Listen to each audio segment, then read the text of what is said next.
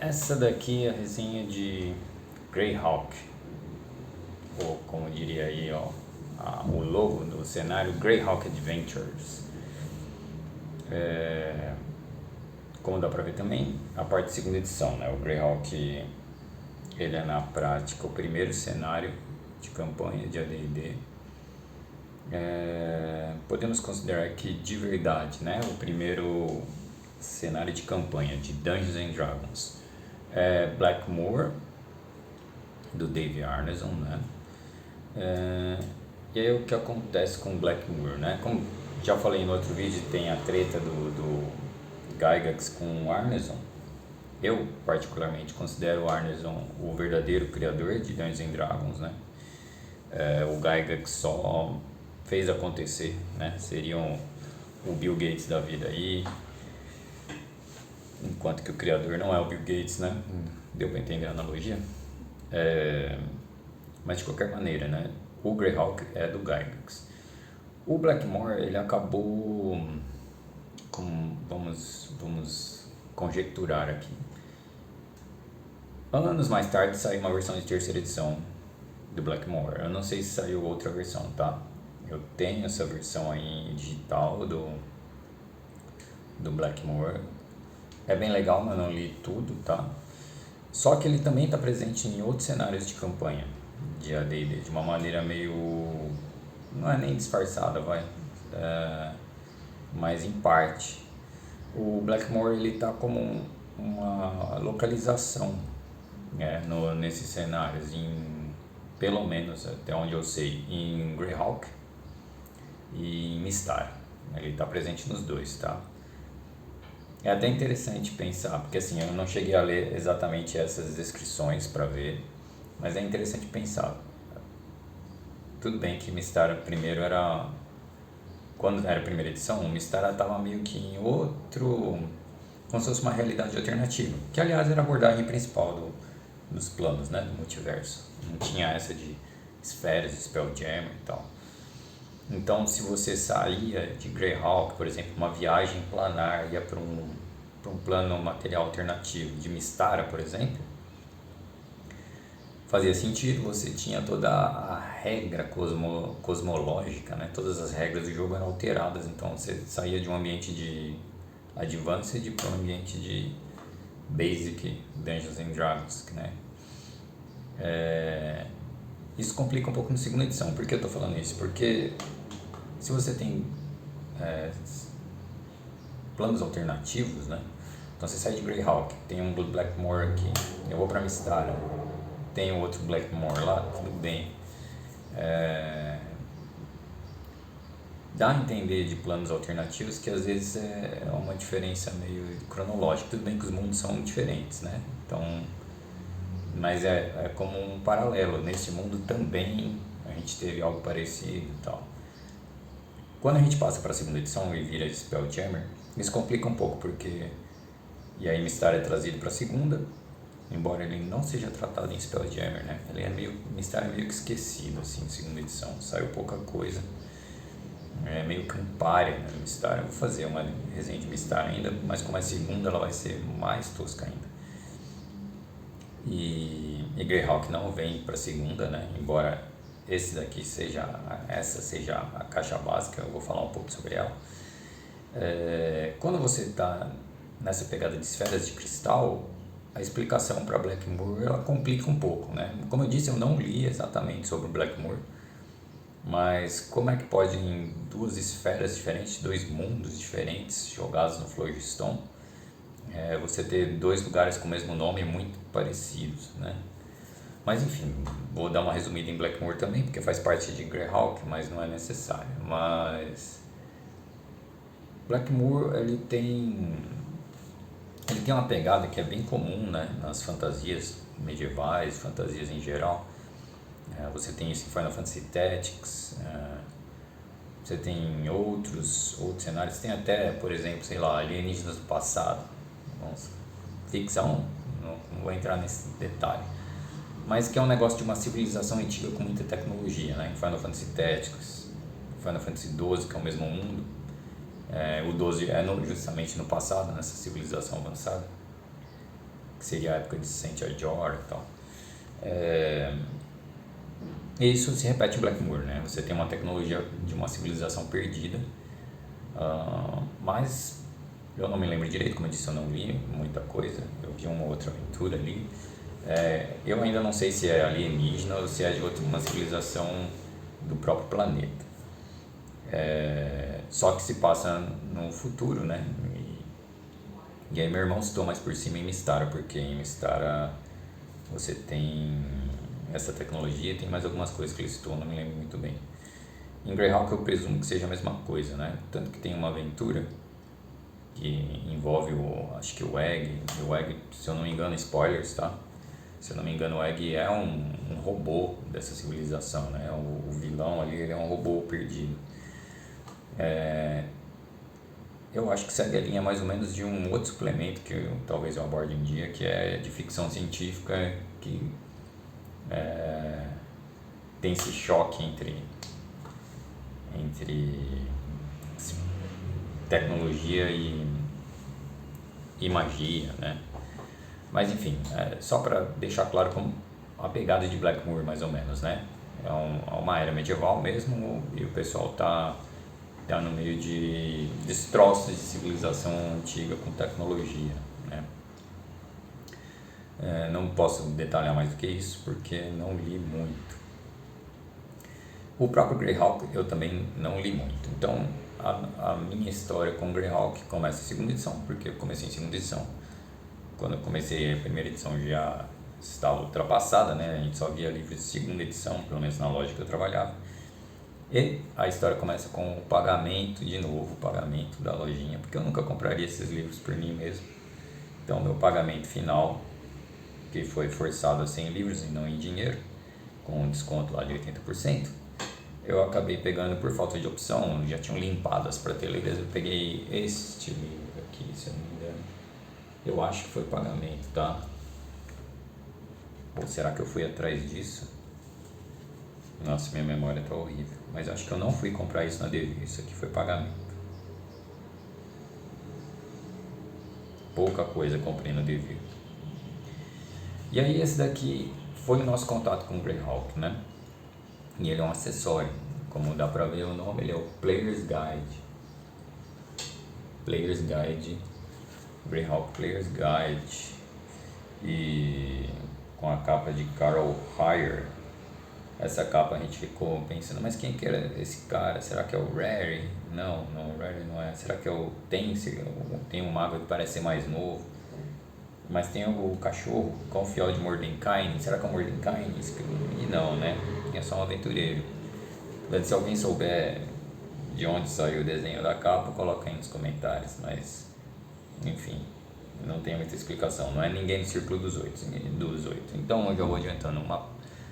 O principal de Greyhawk é o Círculo dos Oito, né? Porque você pega o livro básico de AD&D e as magias têm o nome dos magos todos do Círculo dos Oito, não só, né? O Melf, por exemplo, não é do Círculo dos Oito, é um príncipe élfico. Mas todos os nomes que estão em magias e até item mágicos, ou a grande maioria dos nomes, vem de Greyhawk. Greyhawk era o cenário principal, né, de AD&D.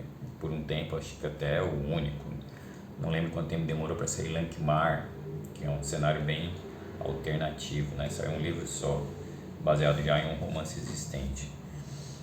E aí, bom, o nosso contato foi esse daqui. Tá até faltando um mapa que eu não sei onde eu guardei, que tem o símbolo dos deuses, mas a resenha não é sobre isso, então não é tão importante. Mas então a gente teve um contato bem limitado, né? O mapa é legal. Ah, tá aqui sim. O mapa é legal. Tá. A gente tem um mapa bem genérico aqui, ó.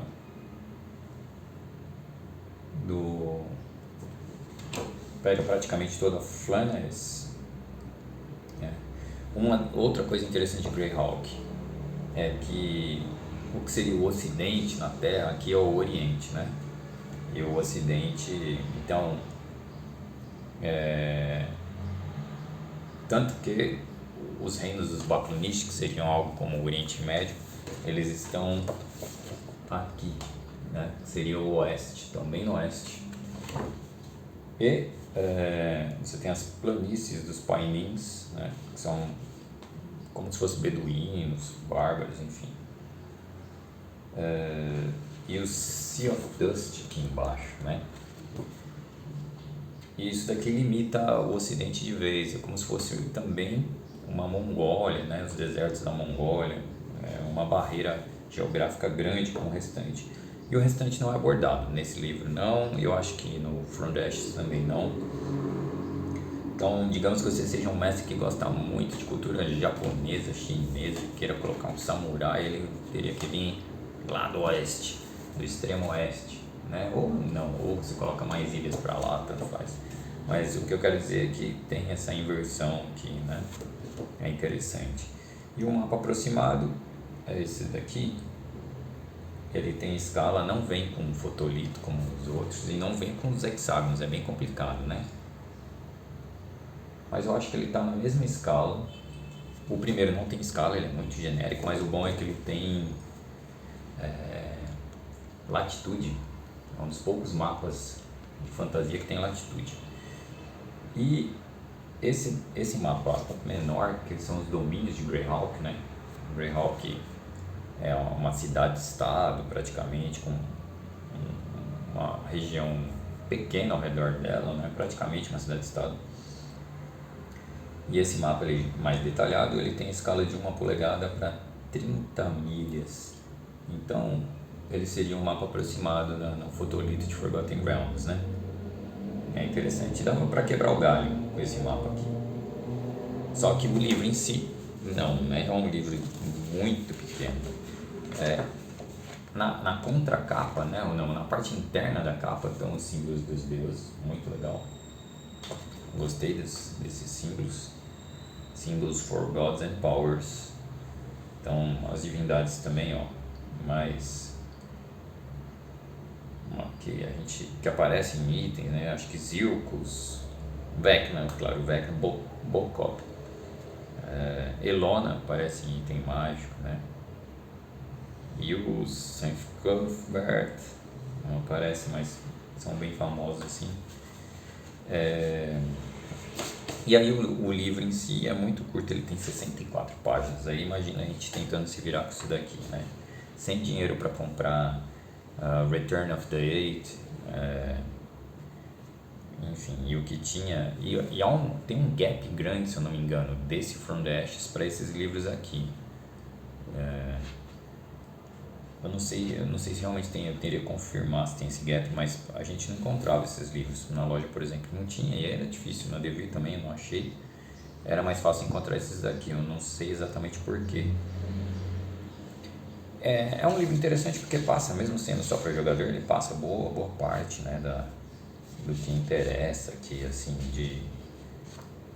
de ambientação, né. Aquele mapa externo, ele tem as zonas de guerra, né, de conflito, dá pra ver que é um cenário de guerra, né. Tanto que tem um jogo que saiu um pouco antes da segunda edição, eu acho, que chama Greyhawk Wars, que é um jogo de estratégia. Eu acho que ele precede até a segunda edição, ele está bem no meio, acho que lançaram ele justamente para lançar a segunda edição, não tenho certeza. Mas como é um jogo de estratégia, não necessariamente precisa das regras de Dungeons & Dragons, né? E é interessante que aqui tem coisas que dava para usar, que são alguns kits, anões, por exemplo.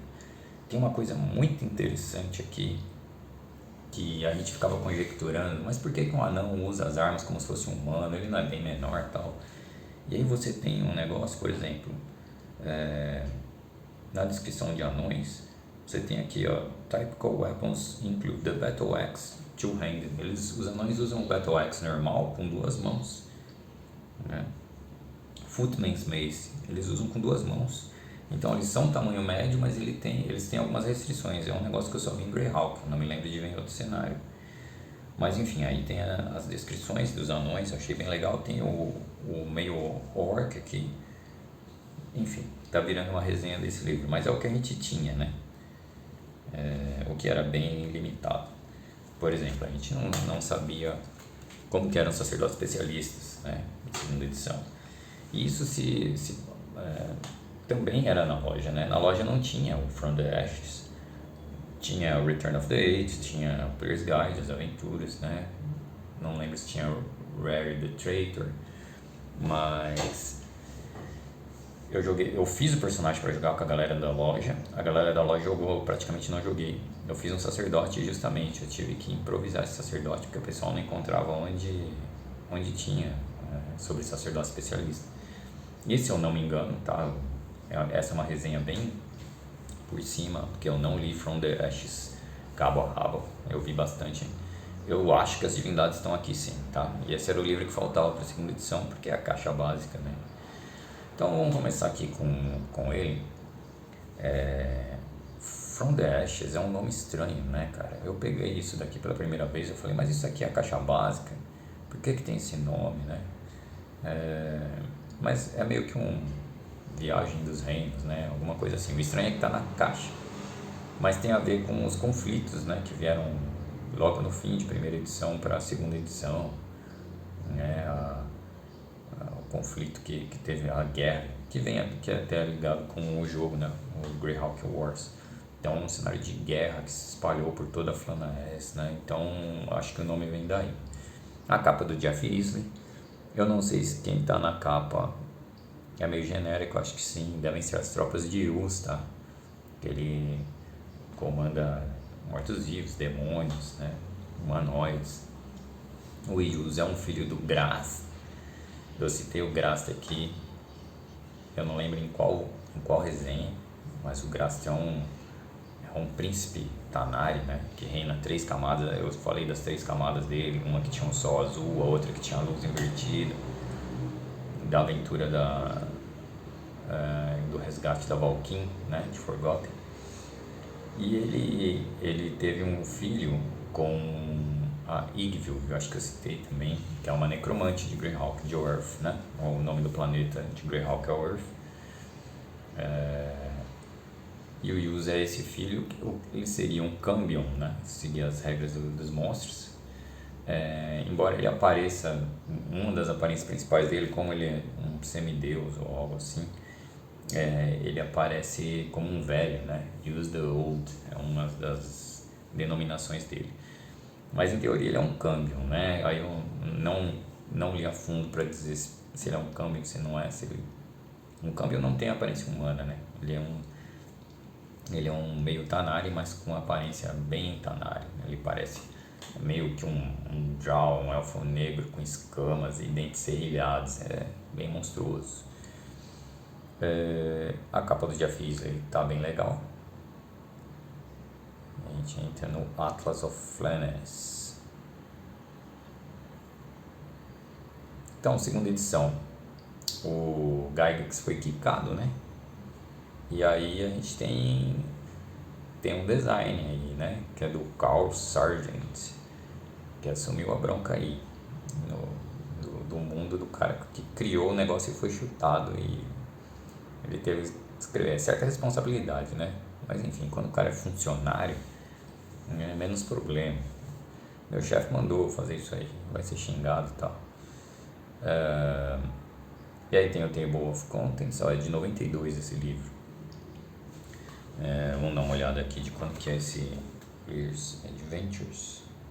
É de 98 esse Player's Guide to Greyhawk.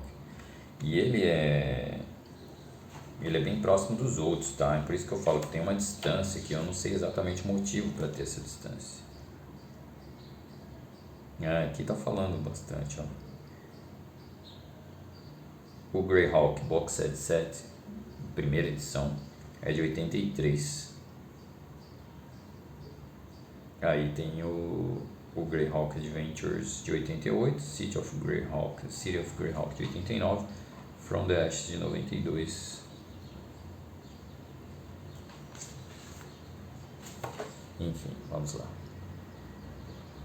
Eu vou passar meio por cima, porque assim, Greyhawk é um cenário que eu joguei pouco, né? Eu mal joguei. Eu joguei um pouquinho quando o Elcio mestrou baseado só nesse livro aqui. E depois eu mestrei uma parte, né? Mestrei um pouquinho também. O meu personagem era um meio orc thug, usando o kit daqui. E ele era bizonho, tinha força 15, em segunda edição força 15. É ridículo, é podre, porque O cara é muito forte com nenhum bônus em nada. E era a cara dele, né? Ele era um mequetrefe ridículo. Era um ladrão que queria dar uma de fortão e não era um nada, né? Mas o grupo era ridículo inteiro. O Plínio fez um Halfling muito irritante lá, né? Assim, irritante que ele ficava atacando flechas, acertava a gente direto. Vinícius também fez um personagem bem ridículo. Era o elfo que falava não toque no meu cabelo, né? Se não me engano. Era esse. Não me lembro muito bem. E aí quando eu mestrei, eu praticamente peguei do Elcio, né? O Elcio não estava muito afim, como eu disse. E aí o Elcio acho que só fez um personagem. E o meu virou um personagem do mestre, protegido do mestre, como eu diria o Vinícius, coitado. E assim, ele era um personagem meu que falava muito palavrão, né? Foi o jeito que eu encontrei da personalidade dele. Praticamente nenhum personagem meu ficava falando palavrão, mas esse ficava, porque era pra mostrar que era um bandido, né? Bem sujão, assim, das docas e tal. E ele era um seguidor de Erefnu, que é um deus dos massacres e tal, mas ele mesmo era caótico e neutro, então era só ponta de malvado, não era um nada, né? Esse grupo ficou vivo. Aliás, o pouco tempo que eu consegui jogar com meus irmãos aí, depois que eu fui pro Pará, eu voltei a mestrar isso aqui, né? Tanto que eu falei pra eles, pô, mas eu comecei a namorar lá e hoje minha esposa, ela só tinha domingo vago, né? Ela tinha um salãozinho de beleza, trabalhava até sábado, segunda a sábado direto. Ela só tinha domingo e era justamente o dia que eu tava jogando e que só o Plínio tinha disponível, então a gente teve que parar. Mas eu joguei bem pouco Greyhawk. Então vamos lá. Aqui vai falar, né? Segunda edição. Falando sobre as diferenças, aí você tem problemas, né?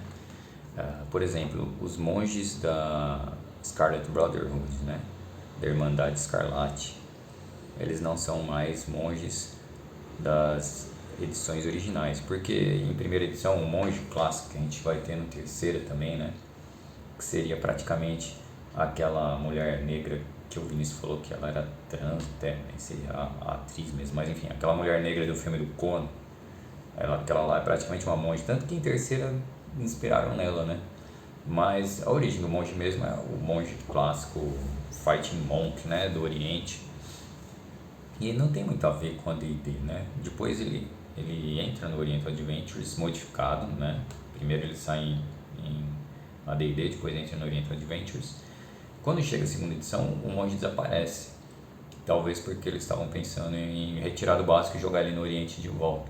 Só que a caca já estava feita na primeira edição, porque você tinha um monte de monge com artes marciais e que eles estavam num lugar que em teoria é ocidental, né? Em terceira toda essa caca volta, tá?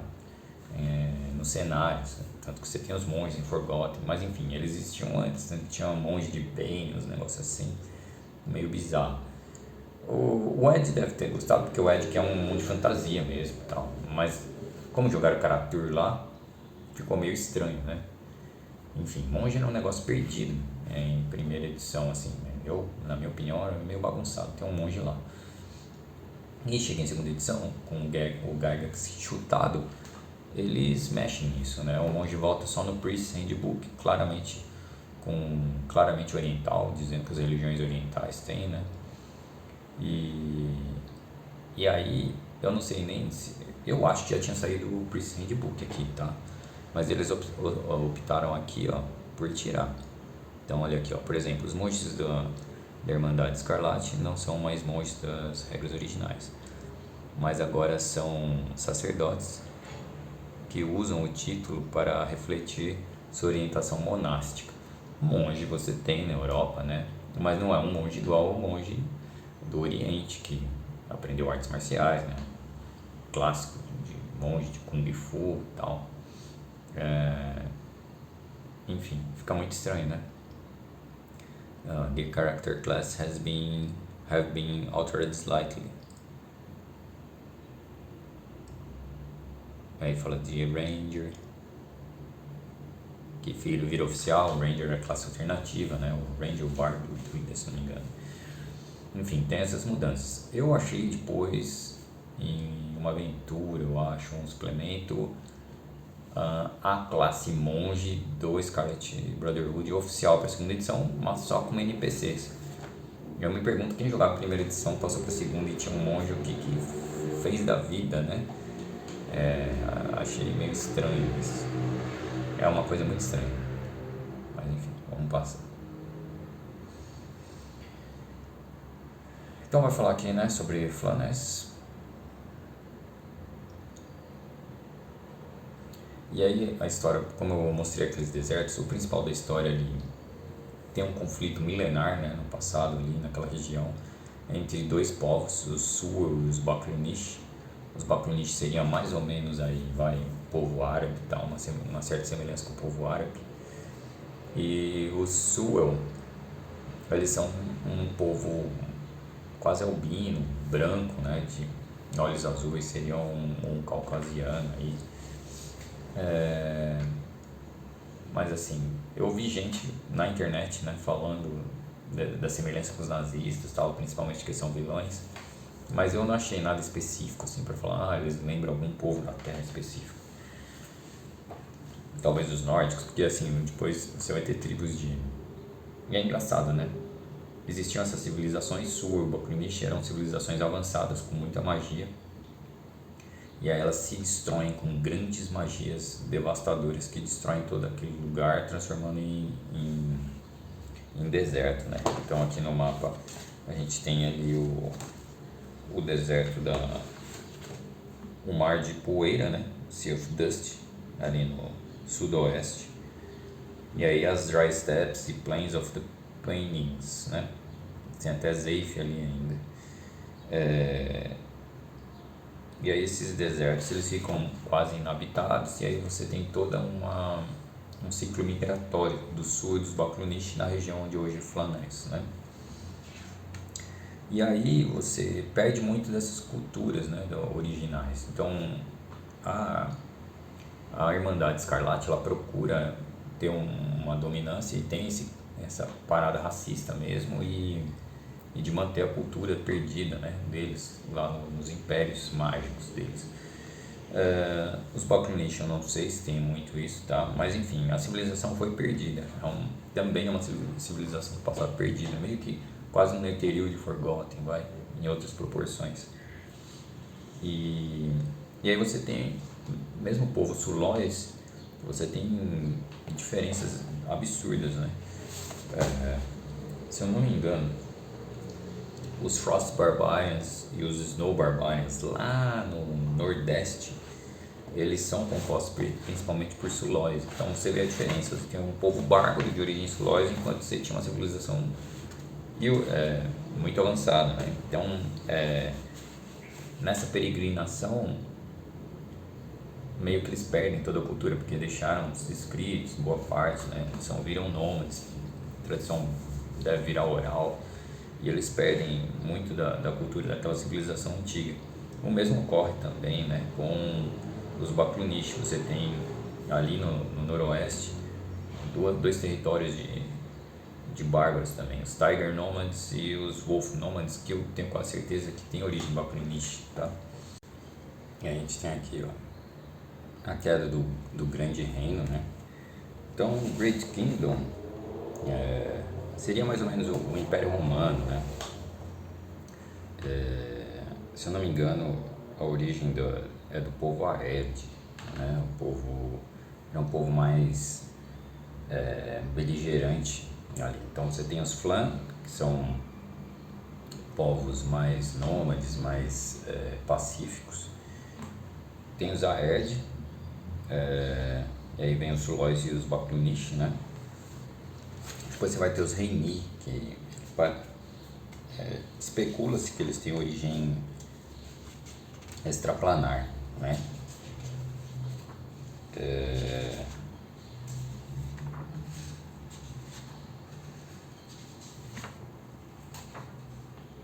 Vai ter aqui. Eles têm até uma gíria, Rhaenis. E você tem os Oridianos, né?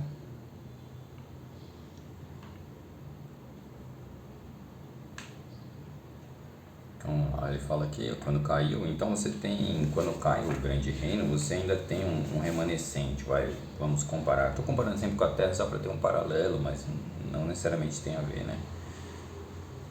Você tem aí o United Kingdom of Alissa, seria aí talvez até o Império Bizantino, mas uma escala menor, né? E ele é meio decadente, né? Você tem uns reis decadentes lá, imperador. Vamos ver se aqui também tem, tá? Isso eu não me lembro. Aí diz aqui, ó, Rise of Use em 479. A terra onde tinha Use era uma coleção de feudos, né? E aí aparece Use. E aí The Greyhawk Wars em 582. Como eu disse, saiu um jogo, né, de estratégia.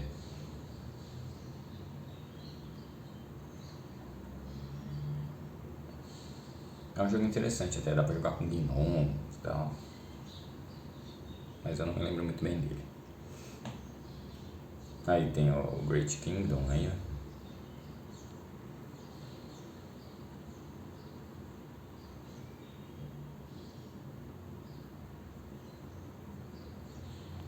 O artista aqui é um que faz bastante arte no Players Options.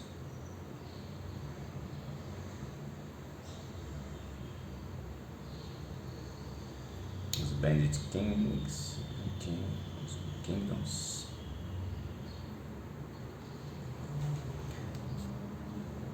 A Terra de Flanés, as regiões livres, né, onde tem Free Cities, então Divers, Greyhawk, Highfolk.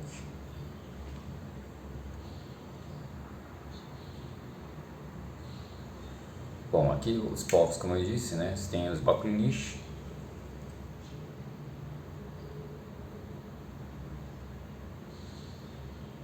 Então, dependendo do reino, você vai ter uma mistura com outros povos, né? Em Ket, tem uma mistura de Oeredian e Sulóis. Passaram-se, né? Imagino que séculos e séculos. E aí até são várias misturas, né? Os Flanai, como eu disse, são os ocupantes originais, né, do Flanés.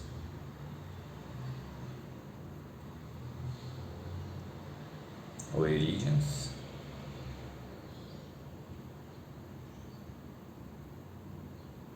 Os Sulóis.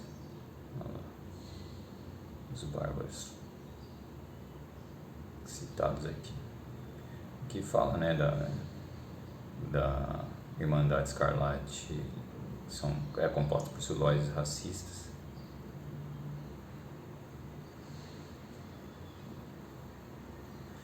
Os Halflings, aqui a gente entra em semi-humanos. Aqui não tinha Reni ainda, só vai aparecer no Player's Guide.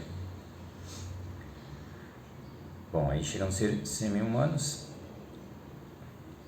Os Halflings aqui, né, o velho Hobbit, só que eles são chamados aqui de Hobbins, tá? Pra você ter uma ideia. Hobbins. Você tem uma ideia de qual que é a origem dos Halflings, né? O famoso Find the Halflings. Gnomos, anões, elfos aí, falam os reinos, né? As linguagens. Olha lá, o anciente Baklunish.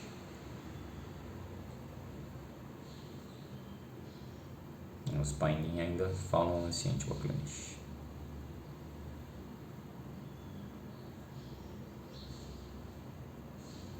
Endória.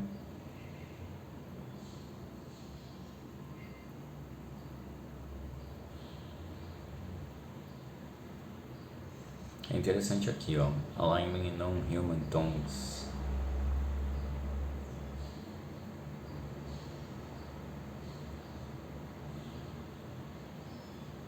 É interessante porque existe uma coisa no velho D&D que chamavam linguagem de alinhamento. E no D&D ainda não tinha o eixo moral, né? Não tinha good, evil e neutral, era só chaotic, lawful ou neutral. E todo mundo, todo jogador, ele sabia a linguagem comum, né? A linguagem, não lembro, acho que elfo sabia élfico, enfim, e sabia a linguagem de alinhamento. Eu sempre vi aquilo e falei, mas o que é isso? O que tem a ver, né? Enfim, então se você era caótico, você ia falar com boa parte dos humanoides. Mesmo sendo, sei lá, você poderia falar, né? Mesmo sendo lawful, você iria falar com alguns, né? Depois viriam algumas raças lawful evil, não lembro se elas eram lawful lá atrás, não me lembro. Mas eu nunca achei sentido naquele. Anos mais tarde eu vi, né? Que é uma linguagem que foi meio que pensada pelo Gygax, né? A ideia dele era que fossem umas linguagens por alinhamento, como se fosse uma linguagem religiosa, né? A ideia de tipo, assim como o latim antigo é da Igreja Católica, né? Enfim, era essa a ideia dele. Mas mesmo assim, eu achei um pouco estranho, né? Num lugar que tem... em D&D você tem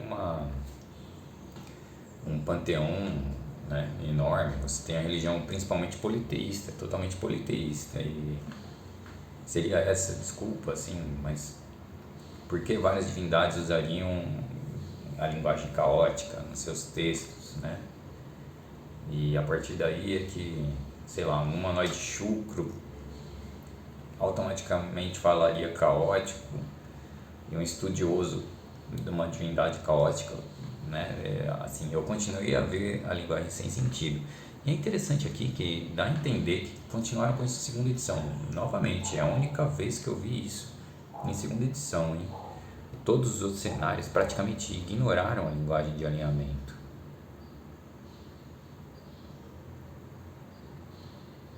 Olha aí. E eles só falam que existe, normalmente, segundo as regras. E aí adicionam Lendorian Elvish Tongue. Cara, que estranho, que estranho. Aí fala de Lendorian. Porque assim, isso aqui desaparece de segunda edição completamente. E aí desaparece de terceira também, porque é um negócio muito sem sentido. Mas, assim, eu achei legal, porque desaparece do nada, sem explicação. Qual que é a explicação? De novo, né? Você vem com um personagem lá de primeira, chega em segunda, eu falo em neutro com... Não, você não fala mais. Como assim? Você esqueceu? É meio bizarro.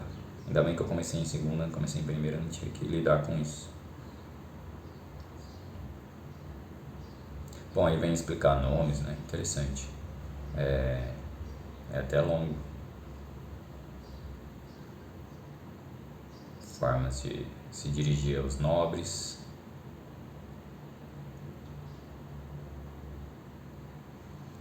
Uma coisa que tem em Forgotten, né? Tem em Greyhawk também.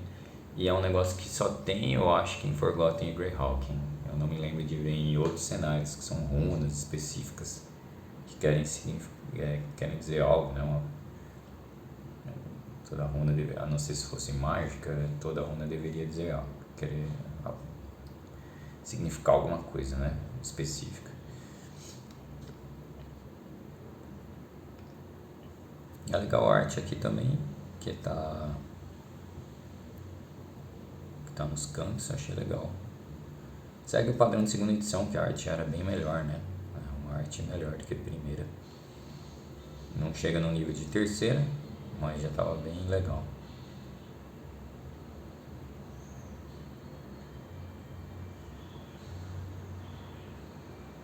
Aí tá falando do acordo, eles assinaram um acordo de paz, né, no final das Greyhawk Wars. Eu acho que foi assinado na cidade de Greyhawk, aliás.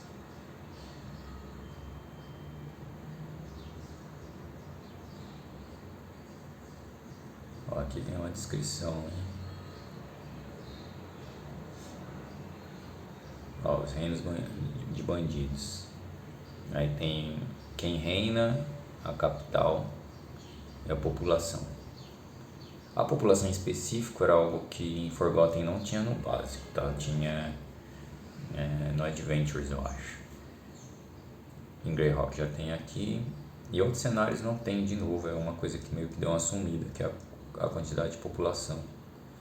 Em terceiro isso volta com a porcentagem por raça também, né? Que é interessante.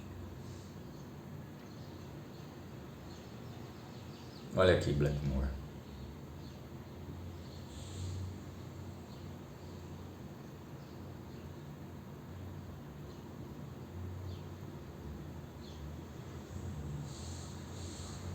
Olha lá o que eu tô falando, né? Sua capital original, que é de onde a terra recebe o nome, é dito que foi saqueada e arruinada há muitos anos atrás, mas debaixo das ruínas, labirintos ainda existem, onde homens podem achar grandes tesouros, magia, loucura e morte.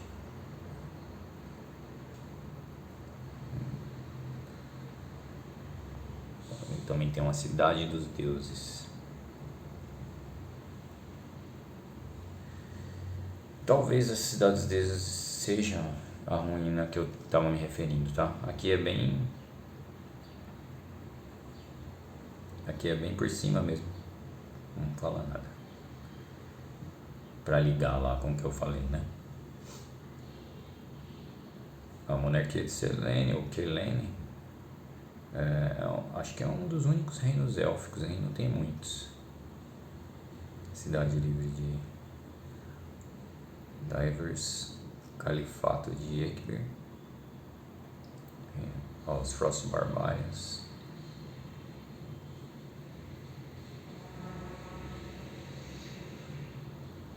Aqui chega no grande reino, né? Um título aqui populoso, uma ideia de...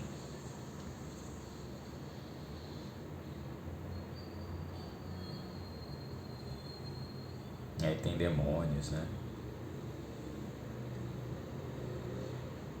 Os caras conjuraram demônios, enfim, era uma sociedade decadente, uma nobreza decadente. Que parece bem resumido, né?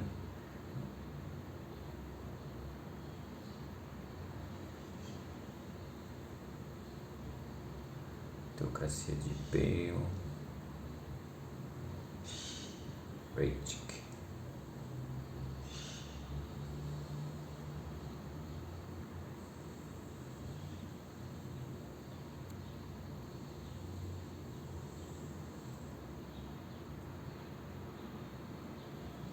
Ducado de Ten, isso aqui também estava em conflito, né? Condado de Ulek, tem uma aventura que começa por aqui, acho que é no Ducado. Principado de Ulek. O Vale do Mago. Os elfos Grugak que eu citei, eu acho que vem daqui, aqueles elfos altos que eu citei lá acho que na resenha de Dark Sun.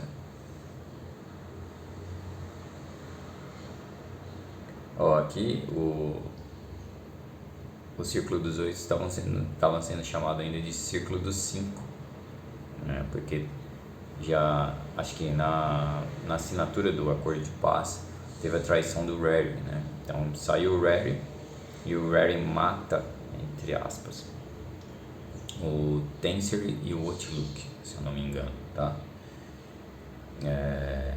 E ele dá um jeito de destruir todos os clones que estavam guardados em animação suspensa, né? É engraçado porque clone é uma magia que em um livro de jogador não fica claro, né? Como você usa clone direito. Porque o uso correto é isso, você manter alguns clones em animação suspensa, né? Senão fica meio difícil você usar magia. E aí nesse cenário aqui fica claro, em Forgotten também, né? Eu testei Manchun, da briga, eu nem citei, eu falei não vou dar spoiler, então spoiler vem aqui. O Manchun em terceira tem um problema assim, né? Ele é morto e aí vários clones despertam, os clones entram em guerra, enfim, é um uso bem mais legal pra mim de clone, que é bem mal descrito se for ver no segunda edição, né? Pelo menos para um uso decente da magia. Nos cenários é bem descrito o que eles fazem com os clones. E aí de 8 cai para 5, né? Tanto que a aventura Return of the Eight é justamente porque eles chamam a Jalarzi e mais dois, um é um elfo. E eu não lembro se o Outlook ou o Tenser resolvem mais spoilers, né? Se forem resgatados, tal, se der tudo certo. Não sei se um deles volta, não me lembro, o outro se recusa. Ou se os dois se recusam e eles chamam mais um, não me lembro mesmo. Então é um spoiler mal feito. Um spoiler de caduco. A cidade livre de Real Astra.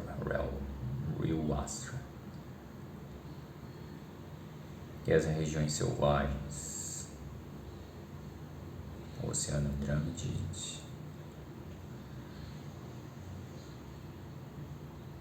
Eu acho que o meu primeiro personagem disso daqui, será que foi meu Beastman, que vinha da Jungle, a média Jungle? E aí tinha uma interpretação de que os 80% de proteção magia também não podia ser baixado, como o jogador descreve. Que pode ser, lá o Beastman não podia baixar do Humanoid Handbook. E aí, tipo, você não pode levar cura praticamente, né? É uma faca de 2 gumes, a produção magia de 80%. Aí eu não lembro se eu desisti, não lembro qual foi o rolo.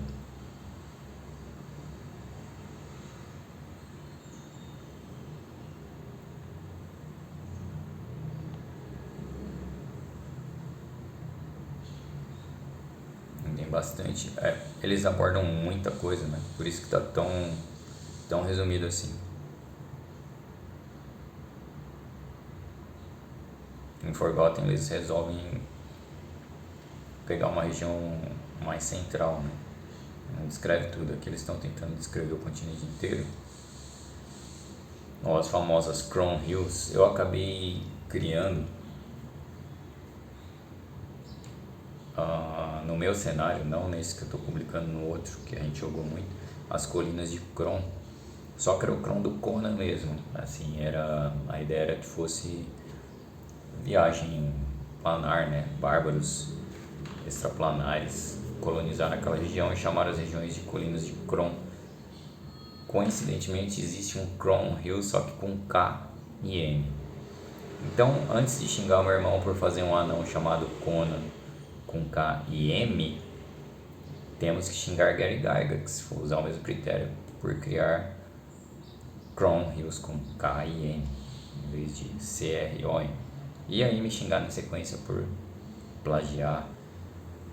Foi uma homenagem, né, ao Howard, autor de Conan. Isso. Ele até trocava ideia com o Lovecraft, né? É que às vezes eu chego a quase confundir os dois, mas não confundo. Mas eles tinham uma certa relação lá de amizade. Eu vi isso recentemente, não sei se está certo. As Iron Hills. E aí Iron Hills você tem em Tolkien, né? Também poderia xingar, mas enfim, não dá pra, né, pegar no pé de um negócio que é lógico que se tem minas de ferro, porque não vai chamar colinas de ferro. Mas você tem a famosa luta do Fingolfin com Morgoth nas Iron Hills, certo? Com a célebre música Time Stands Still, e aí abre parênteses, The Iron Hills, fecha parênteses, fantástica música de Blind Guardian.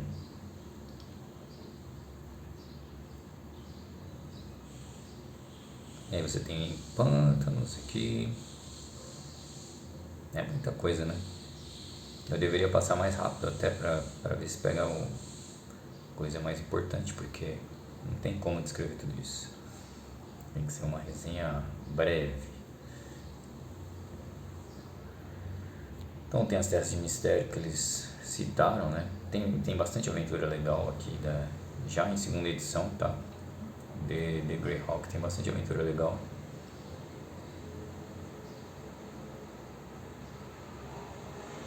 Algumas delas devem se passar nessas regiões aqui.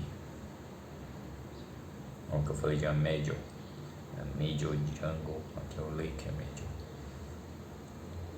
Bom, o Zeg, que tem um item, né, no livro do mestre com o nome dele, ele é um arquimago maluco.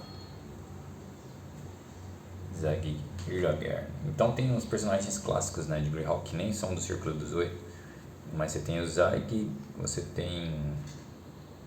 Cara, é o Zeg ou é um outro que usa 2 pistolas, cara. Ele se veste como se fosse um cowboy. Ele é um NPC muito importante. Eu acho. Será que é o Zeg? Quem lembrar, fala aí também.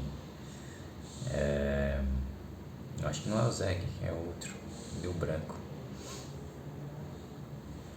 Então, Greyhawk tem uns personagens bem legais, bizarros. Tem grandes vilões, né? Não vai faltar vilão. Greyhawk.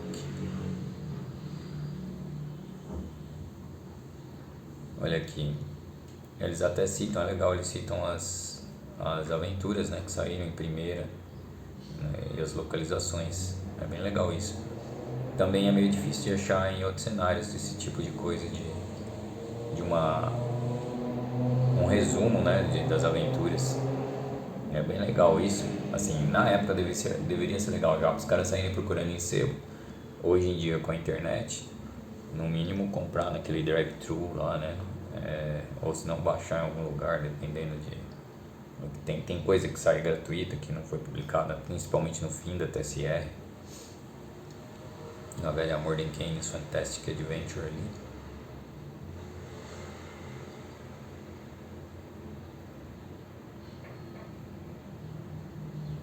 Ainda descrevendo aqui...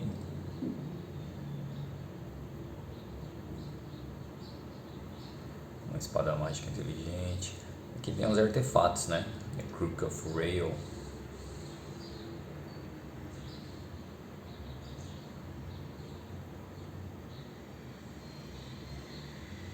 Tem muito plot aqui que eles sugerem.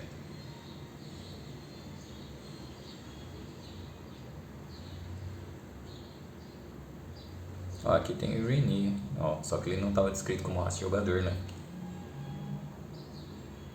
Eles já estavam em Nirdiff. E aqui é o que eu falei, né? Eu tinha quase certeza que a descrição dos sacerdotes especialistas estariam aqui. Os deuses estão aqui. Aí tem uma descrição, né, dos deuses, como eles interagem, poderes e avatares. Eles vão remeter ao livro Legends e Lore, né, que é um livro que saiu para a segunda edição, que define os poderes dos deuses, né? Por exemplo, quantos avatares uma divindade superior pode ter, um semideus pode ter a superior pode ter 10, se não me engano.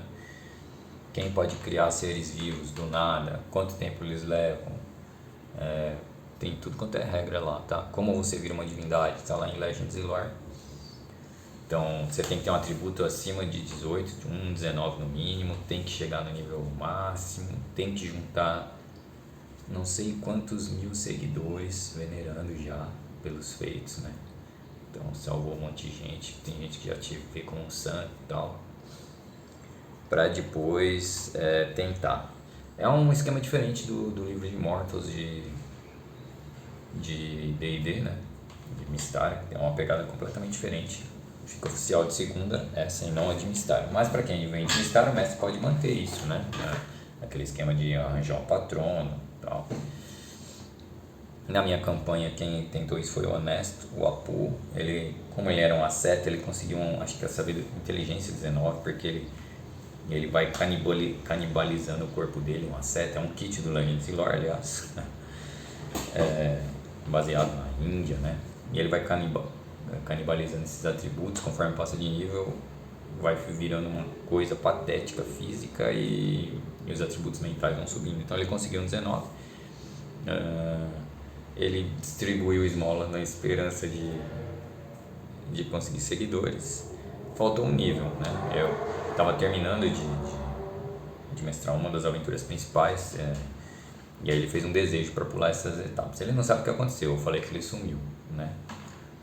E na verdade eu ia montar uma outra aventura se a gente continuasse, com ele indo aparecer nos planos externos e buscar centelha divina, não sei o que.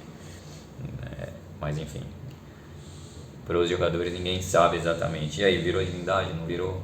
O que aconteceu? Como eu parei de mestrar para aquele grupo na época, ficou por isso.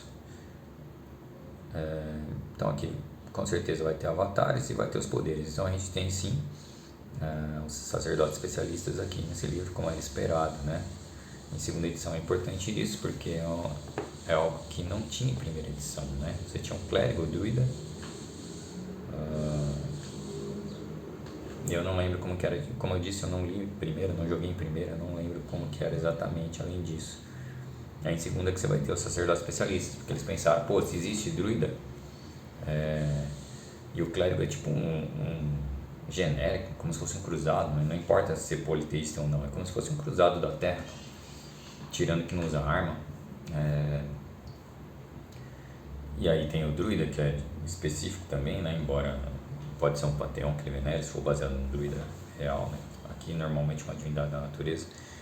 Eles pensaram, e o resto, sacerdotes especialistas, né? E aí foi que entrou isso em segunda. Eu não sei o quanto que tinha disso em primeira, né?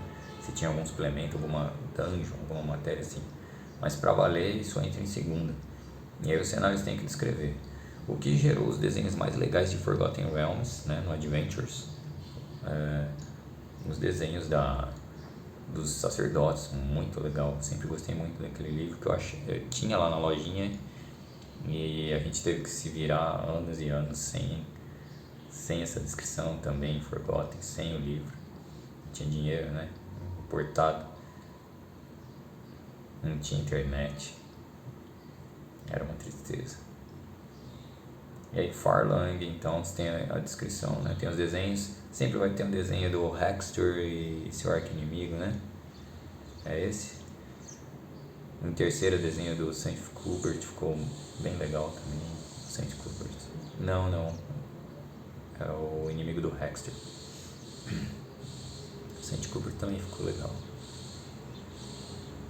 Fotos. Então as divindades conhecidas estão todas aqui, ó. Lá, Zircus. E aí os semideuses. Realmente Yus é um semideus. O problema é que ele está em forma física, né? Não em Flanai, se eu não me engano.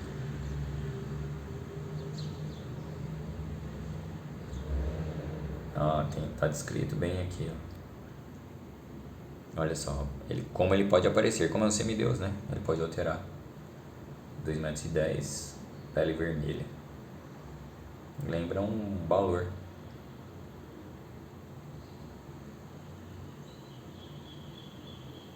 Olha aí.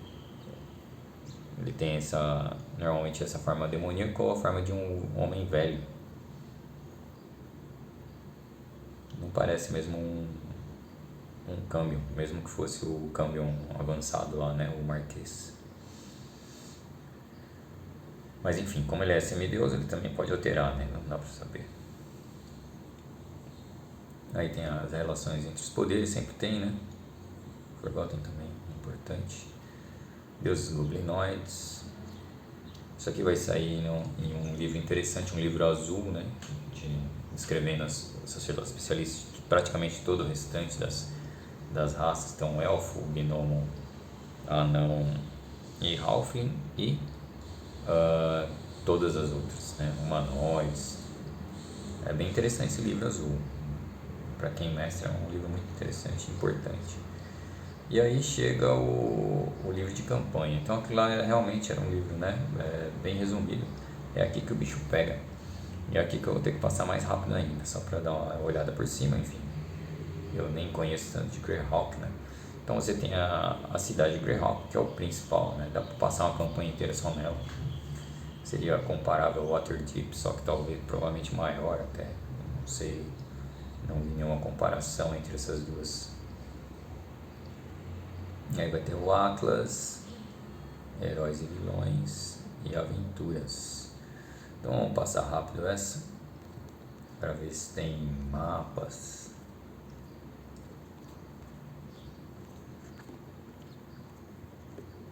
Taverna. Greyhawk é interessante, tem até, acho que é uma pirâmide lá, né? A Academia de Magia é uma pirâmide.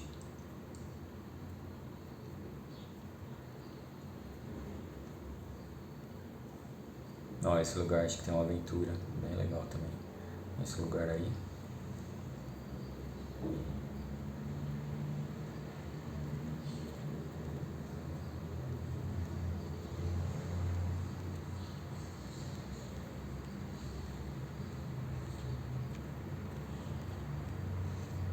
Ó, os mapas. Lembra dos mapas das cidades de Forgotten no livro Adventures? Mesma pegada.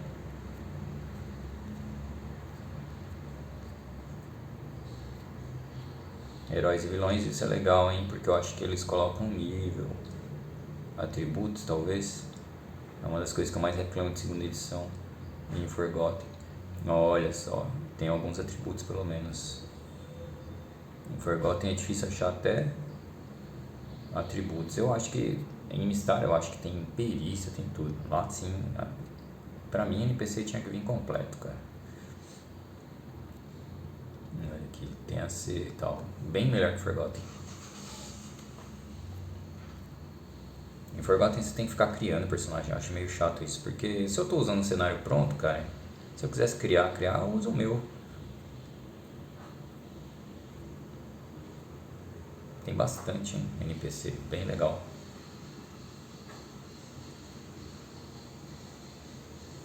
E aí vai ter mais dicas de aventuras em Greyhawk, dá pra pegar bem o ambiente. E fichas de monstros de Greyhawk.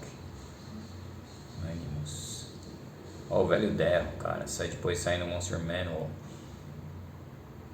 Então a origem é de Greyhawk. Eles são uns anões com aparências meio humanas, que odeiam humanos, malignos. Glosel também fica perdido lá. Black Trent. Legal isso aqui também, hein? Isso aqui só vi algo parecido em Ravenloft. O Tassalos tem em Forgotten, se eu não me engano. Interessante, né? Sair em Forgotten e em Greyhawk. Varragon. Morcego do Abismo. Isso aqui não sai em Planescape depois? Eu acho que sim. Não sabia que tinha saído em Greyhawk primeiro. Ah, e aí vem uma aventurinha ainda, hein? Ah, legal. Arte legal, hein? O que é isso? É, faz parte da aventura. A aventura vem colorida. É um Spriggan. Tem um mapa da aventura. Vamos ver o que tem mais aqui. Tem encontros. Vamos ver. Ah, cara, eu gosto disso. Livro de cenários que tem tabelas de encontros.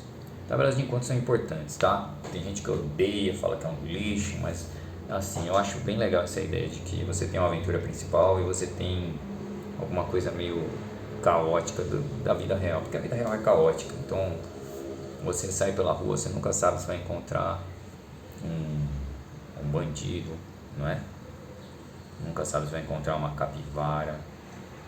Não sabe, é caótico. Claro que tem que tomar cuidado, né? Já matei muito personagem, mas começa inexperiente, só vai ganhar experiência errando. Bem legal. Tem cards de encontros. Ah, magias de sacerdote especialista. Meteoros de Celeste. Legal, muito legal. Como eu disse, eu não conheço muito Greyhawk, né? Eu era limitado a esse pobre livro Player's Guide. Não é um nível de Forgotten de magias, que tem muita magia no Adventures também, né? Você tem que comprar a parte no box principal, não tem nada. Nesse ponto, assim, Greyhawk bem melhor que Forgotten. Forgotten na caixa básica é muito limitada, né? Muito limitada comparado com isso aqui. Olha só, tem encontros, isso aqui eu acho maravilhoso, cara. Tabelas de encontros não é genérico não, além do genérico, é legal ter um genérico, mas você tem por feições geográficas. Então lá nas montanhas, o que faz todo sentido, escrever por região.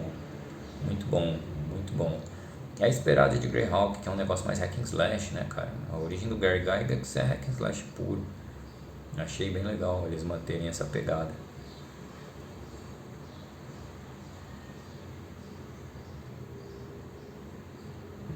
Mais uma leitura, ou não?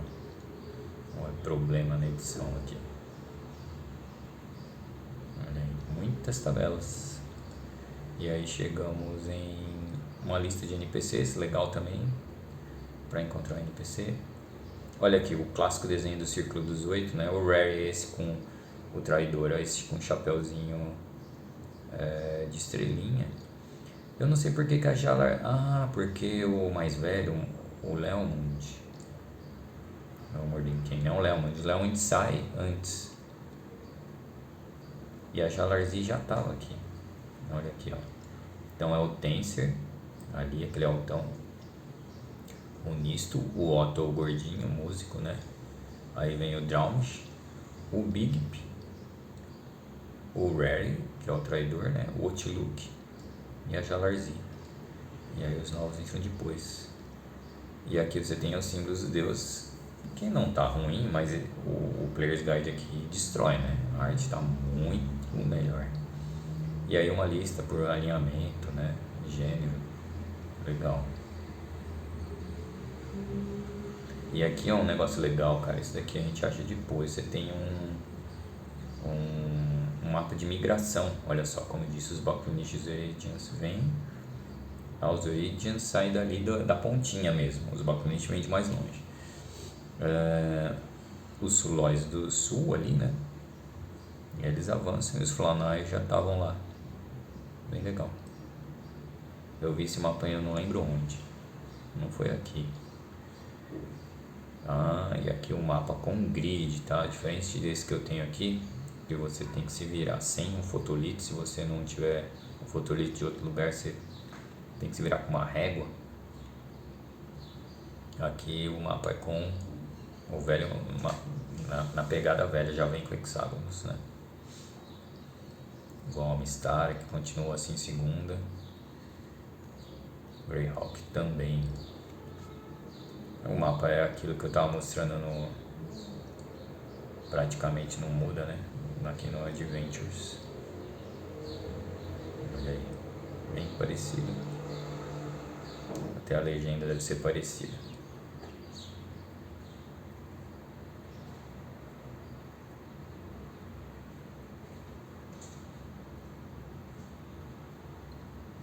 E aí acaba o From the Ashes.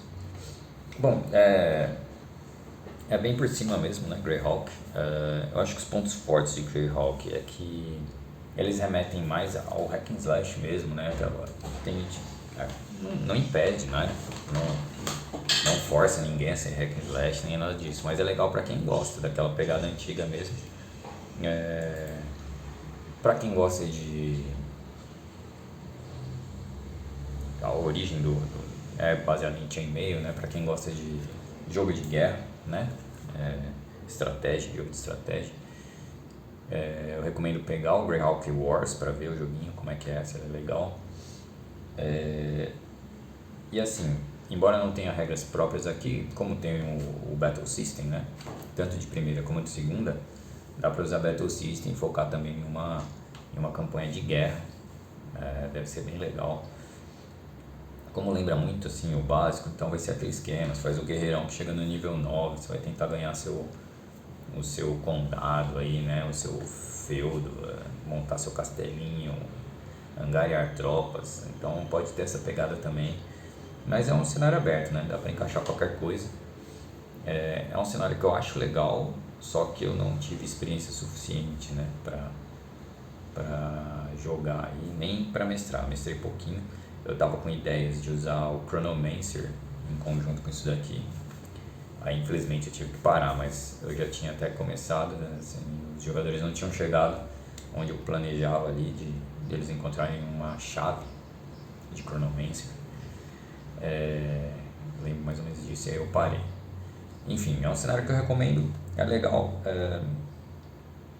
talvez pegar o livro em si da RPGA, né, de terceira edição, porque lá tá compilado, então talvez usar o de terceira que tá compilado, ou se você tiver tempo, né, buscar um por um aí. E aí tem a lista aqui de aventuras, cara. Seria muito legal você mestrar as aventuras no máximo possível de sequência que você pudesse, né, ali pegando as clássicas, às vezes até revezando. O outro contato que eu tive foi Spider Queen de primeira, que o Sander mestrou pra gente. Ele mestrou convertendo pra segunda, né? E é uma aventura muito hack and slash, como esperado, mas foi divertida, cara, bem divertida. Era contra Drows, e Drows são difíceis, né, cara? São um inimigo bem difícil. Teve um dragãozinho na parada, gigantes, começa bem com conflitos gigantes. É uma aventura legal. Eu tinha ali um mago que veio, como era de nível alto, a gente precisava de personagens de nível alto. Eu tinha um mago que foi abandonado da lojinha, né? Ele era da campanha que o Honesto estava mestrando de Dragon Mountain, né? Ele era de Forgotten. O Honesto pegou a caixa de Dragon Mountain, podia encaixar em qualquer cenário, né? Uma aventura feita para isso. E ele encaixou em Forgotten, meu personagem é de lá. A gente já fez ele em nível alto, ele perdeu, foi revivido, foi estraçalhado. É uma aventura cheia de kobolds, né, com veneno, bem cruel para sacanear os players. Fora que, além disso, o mestre ainda nerfava os itens, ou seja, a aventura já apelou, né? Ele nerfa os itens, esconde, tira do tesouro que está descrito. Aí complica de vez, né? Enfim, era um personagem que chegou todo estourado, né? Era um transmutador, foi o primeiro especialista que eu fiz, o Ada. Era uma ideia de um maluco que ele se vestia como um bárbaro para tentar enganar os inimigos. Era ridículo, uma ideia de moleque, né? E deu para se divertir bastante, assim. Eu era um transmutador, eu bolei uns combinhos ali no meio da aventura, bem hack slash, né? Então eu me transformava em algum demônio que eu tinha conhecido no passado. Era um personagem de nível alto, tinha que ver o que o mestre permitia. Ele se transformava, acho que em um Nicalote, acho que era um Vrock, se transformava em Vrock. Então ele largava os itens dele, se transformava em Vrock, pegava de novo. E ele era um cara assim que ele usava uma espada sem saber usar. E aí quando eu conversei com o Sander e tal, a gente viu umas regras de Players Options para adaptar, para gastar um monte de ponto de perícia para usar. Aí acho que a gente foi para essa linha aí, mas enfim. Ele era um mago meio que virava um demon para lutar corpo a corpo. O problema do ponto de vida de pontos de vida é óbvio, né? Porque você não ganha esse pontos de vida. Mas o grupo funcionava muito bem. Uma campanha hack and slash era um grupo que funcionava razoavelmente bem. Tinha um clérigo, né, do Godoy, e mais guerreiros. Era um grupo que funcionou bem. Era uma campanha divertida. É uma aventura divertida, mas tem que estar bem claro na cabeça que essas aventuras de primeira edição são hack and slash, né? É puro combate, estratégia e como escapar de armadilhas, etc.